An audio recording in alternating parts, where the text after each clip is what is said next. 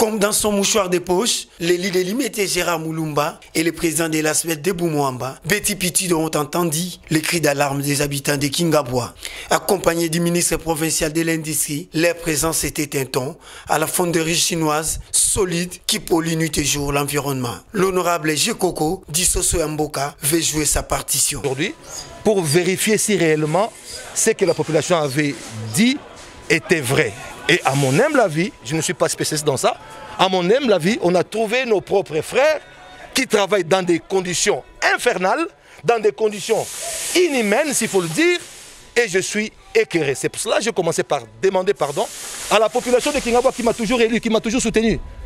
Comment je pouvais être distrait, aveuglé pendant des années, alors qu'il y avait un mouroir ici.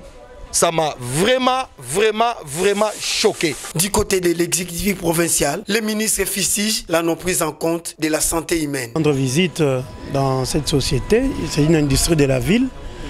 Et après avoir reçu les doléances de la population, nous nous sommes dit nous devons quand même descendre pour voir palper de nos doigts ce qui se passe en réalité.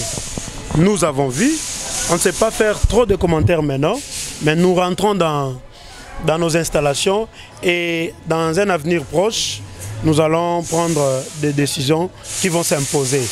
Voilà, que la population comprenne que nous sommes là pour faire le travail en leur nom et pour leur compte. Nous allons travailler pour les protéger et nous pensons que nous allons prendre des décisions qui vont s'imposer. L'usine de fonderie des barres de fer emploie des Congolais aux conditions inhumaines et cause du tort au bâtiment de son voisin dont les traces et dégâts restent pendants. Normalement, depuis pendant 12 ans, il y a un travail qui s'est retrouvé. Donc, salaire mouké, ceux qui ont un salaire zaté, tout ça engagé, tout déclaration, ce n'est pas na bango. Comme il y a des personnels, donc il y a comme ça qui sauté. Donc mais c'est une chance comme il y a donc il faut déclarer que tu as niveau à l'école puisque tout s'est retrouvé. Tu as la moto, cancer à moto, mais tout s'est retrouvé. Nous sommes vraiment très dérangés par rapport à la fumée. Parce que nos voisins, ce sont les Chinois. Ils ont une usine de fabrication de barres de fer. Alors, lorsqu'ils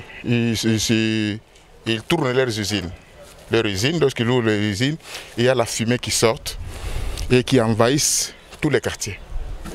Alors nous sommes très dérangés. Cette fumée-là a même noirci nos murs ici, partout. Je vais vous montrer.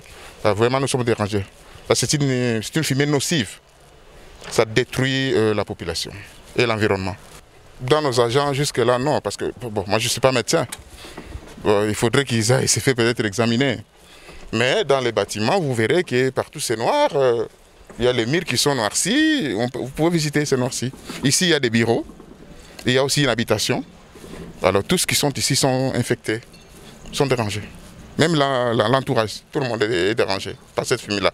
Mais peut-être les Congolais ne savent pas réclamer leurs droits. Nous nous sommes dit non, c'est pas comme ça. C'est pas comme ça. Sauvegarder la vie humaine et la protection de l'écosystème doit demeurer un garde-fou sur l'avenue Kingabwa, au quartier Kingabwa, au pilier des indécis, sans penser aux concitoyens et préserver l'homme au centre de tout intérêt.